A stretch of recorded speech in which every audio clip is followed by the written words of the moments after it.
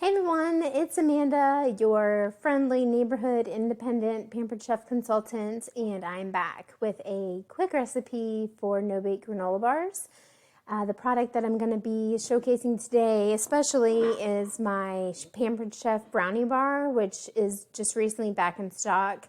We now also have a Brownie Bites bar, which just think mini muffin pan. It's like a mini brownie bite pan. You can buy them either individually. So in my case, I already have this one, so I just bought the Brownie Bite pan, or you can buy them as a set.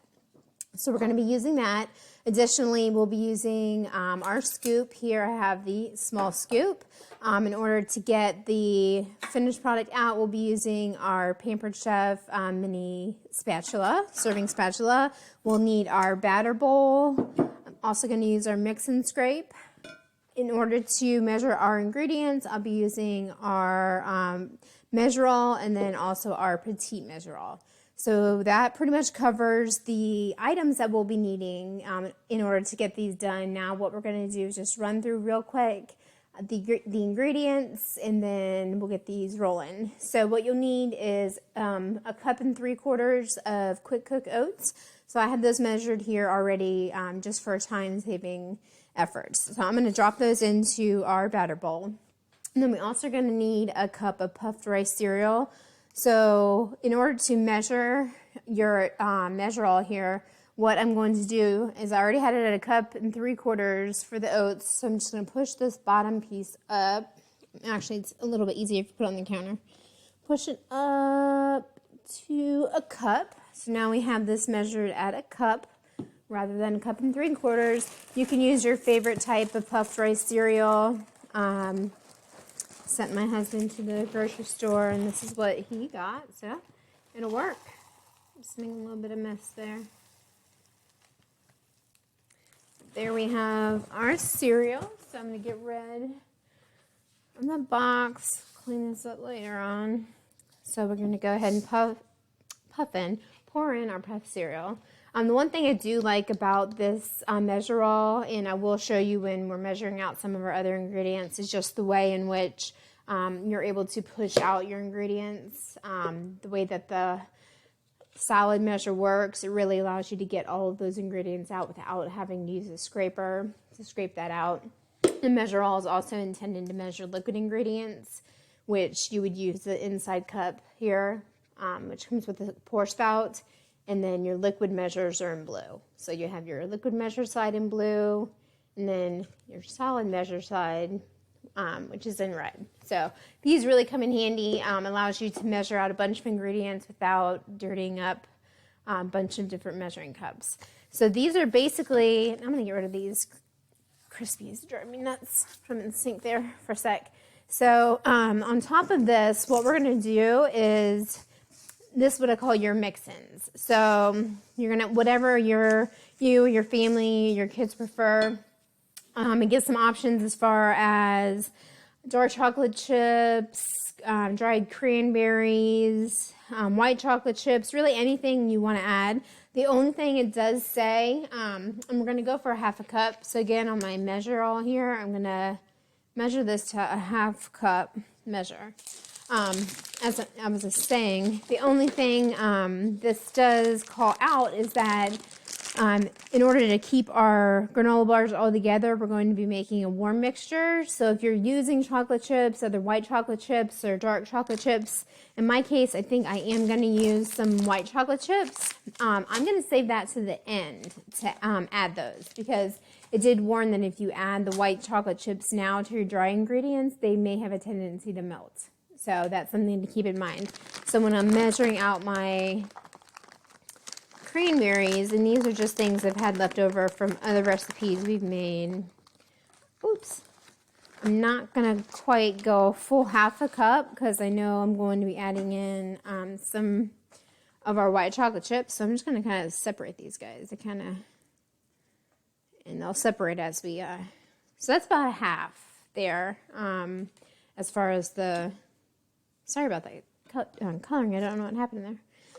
So about a 1/4 cup of the cranberries at this point. So, and we will just remember, we actually can go ahead and measure out about a quarter cup of our white chocolate chips, and we'll save those for later on. So one tip that I did want to give you is if you have a lot of these items, that we all do, especially this time of year when you're baking a whole bunch of different items. So here I have some mini regular chocolate chips, some cranberries, and some white chocolate chips. What I do in order to keep them organized in the pantry so I don't lose them, and also just to keep them, fresh, is use one of our Twist Sticks clips and kind of put them together. And so that way I just put it into my pantry section or my baking section in the pantry, and they're easy to access, and then I can look through and see what all I have and take quick inventory of those items. So here we have together our dry ingredients minus the chocolate chips, and I'm going to break these cranberries up here a little bit more. They're sticking together. Minus the chocolate chips, because we're going to add those once we add in our hot. So up to this point, this could be a totally kid-friendly, helpful recipe. But say after this point is where the adults would need to kind of step in and maybe, offer a little bit more supervision, because we are going to be dealing with some one we do have something on the stove right now that I've prepared. I will show you one of the very many benefits that I like from these measure-alls. So this is our petite measure-all. This is the regular measure-all. So just a smaller size. We also have an even smaller one which measures tablespoons, which is on my wish list. So I just find these so versatile. You're able to reuse them and clean 3 things rather than 87 things. So this recipe, the other 2 ingredients in this recipe are honey, which I have a sister-in-law who has bees, so I need to get some honey from her rather than using the spare. But we need a quarter cup of honey, and we also need a third cup of brown sugar. I sent my husband to the store again, and he found this India Tree Dark Muscovado sugar from Mauritius. So it smells really good. It smells really molassesy, so that should be good. And then the honey, I measured both of those, although the honey is kind of a liquid because it's so sticky, and it's one of those items that you would usually need a scoop to get out. I measured that in the area where you would measure your solid ingredients in the measure-all. And the reason that I did that is because when I poured out my honey, I was able to push this up from the bottom, and then just simply take the scraper, scrape the end off, and you got all of your honey out. And the same with your dark brown sugar. What I did was I pushed it down to a third of a cup, and then if you just hold it here, you're able to take, because you want to pack your dark brown sugar, of course. So I was able to take this, pour it in, and then pack it down really tightly. And then when I got over to my pot, I could just pop it out like this, and the dark brown sugar just came right out. But what I'm referring to as far as all this mysterious cooking that's going on, just simply those 2 ingredients were placed into a pot. I placed them on there and brought it up to a boil for about 2 minutes. So I just did that right before it came on. So it's still really hot. I'm going to grab it, and I'll be right back. Okay, so this smells really good. I can definitely tell a difference in the smell between that dark brown sugar, a lot of molassesy smell. So, and I used one of my bamboo Pampered Chef spoons there to assist while I was on the oven cooking this. So I'm going to use my mix and scrape to make sure I get everything out of this pot. Place that in the sink. One tip I'd give you, because that had honey and brown sugar in it, I would definitely put some water immediately into that pan. So this is where you're going to want some adult intervention. Gets a little tricky trying to mix up these ingredients. Plus, now we've added in some, items that we're boiling. So wouldn't really want to get, little fingers all in here. Eventually, I think I am going to have to get my fingers in here. Or maybe not. Actually, it's coming together pretty good. So let me turn off this water. Make it a little easier to hear me. So this mix and scrape makes it really nice because you're able to get under everything and kind of turn it. So you want to mix, kind of get under, oops, and then flip things over. I'm gonna pop, lost 2 of our cranberries. And then I'm gonna go ahead, doesn't really feel too hot, so I'm gonna add in that 1/4 cup of white chocolate chips that I was reserving. So that was the last of our mix-ins. So yeah, I can definitely, this would not be easy for little kids, and could even be a little challenging for a little bit older kids too. So it's definitely a good part for the adult to step in and kind of just be, you know, a little more of the encouraging part there. So what we're going to do now is use our scraper. So these are already starting to set up, so I'm going to kind of work a little quick. Place that in that pot of water, otherwise I fear it'll be difficult to clean. So what I'm going to do is scoop a scoop of our mixture into our bowl. Oh, I'm sorry, our brownie pan. I don't know what's up with this lighting today. I apologize. Got my tech guy off again, so.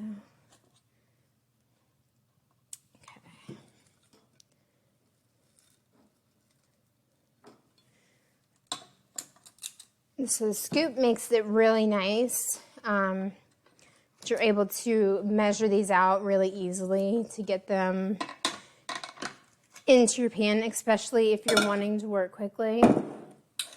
So what I've done is I've gotten them into our pan.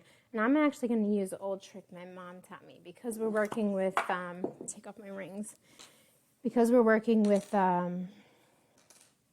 sticky stuff like honey and the brown sugar. I'm going to put some non-stick spray on my fingers, which should and is helping me to be able to squish these down in here better. And the white chocolate chips are not melting, so I think we did wait enough time on there for those to, you know, not melt with that hot mixture that we added in. So there's one here that needs a little bit more. So basically what you're going to do with this is just repeat. I've done 6 here, and I'll tilt it up real quick so you can see. Done 6 here. We're just going to repeat with the rest of them. And then it says to let them set for a good 30-45 minutes. You really want to let them set up, let that brown sugar and that honey cool so you make like an actual granola bar. That way it'll be nice and portable for the kiddos or for yourself. But this brownie pan makes perfect individual sizes. And like I said, you can go as healthy as you want with this as far as organic ingredients. Like I said, my sister-in-law has her own bees. She has her own honey, so I'm sure that's something she would incorporate, which would be great. You know, local honey for your immune system. And as far as the mix-in, you could totally exclude the chocolate. I know they have freeze-dried blueberries, which would be good. You could do like a freeze-dried blueberry, cranberry, strawberry for a fruit mixture. I could even see adding a little bit of creamy peanut butter, and then maybe a couple of small mini chocolate chips, which of course I would do that kind of like we did with these white chocolate chips in this case, and add those near the end so that way they don't melt, because those would definitely have a tendency to melt, especially given the fact that they are so small. So we're getting down to the bottom here. I'm gonna just keep talking while we got the rest of this. But this small scoop, I think actually, because I do have a little bit left over in here, probably a medium scoop would have worked out perfect for filling up this brownie pan. And that's actually what I found when making brownies or something in this pan. A medium scoop usually just does the trick of getting that filled up in just one single scoop. I have lights and everything, so I really do apologize about the lighting issue today. But these are really, and I can tell the more that they're starting to cool off, the mixture is cooling off, the more that hot mixture is starting to come together and really hold those oats. And at this point, the rice cereal, the puff cereal, is, goodness, I am so sorry. There we go. The puff cereal is kind of, been squished, but that's kind of okay. I mean, I think that's kind of what we were going for with adding that. The oats are really is what gives you that texture, and then that puff cereal acts kind of like a binder because you're able to squish these in here so easily. So, but these actually turned out great. That was the perfect amount. Got a little bit of stuff stuck on the side there. I probably I'm going to put some water in there while it's a little warm. I apologize for that sound. And rinse off my hands. I apologize for my back, but that non-stick spray can get yucky. But that was a really great tip as far as spraying your hands with some of that non-stick spray to push those in there. That really did, because it was a little tricky before doing that. So I would definitely do that tip. And that's something I think that the kids could probably assist you with. And I made a big mess, but that's okay. That's definitely something the kids could assist you with, especially once the mixture starts to cool down a little bit. And it's not so hot right out of the pan. But as you can see, I mean, we still have some full white chocolate chips in here, so it wasn't too hot to where little hands would get burnt. I would just say maybe, show them how to do the first couple, and then once it gets towards the end, they could definitely help. It'd be fun to help have little hands in there, little washed hands to help. But again, we're going to just let these cool. At this point, they're done.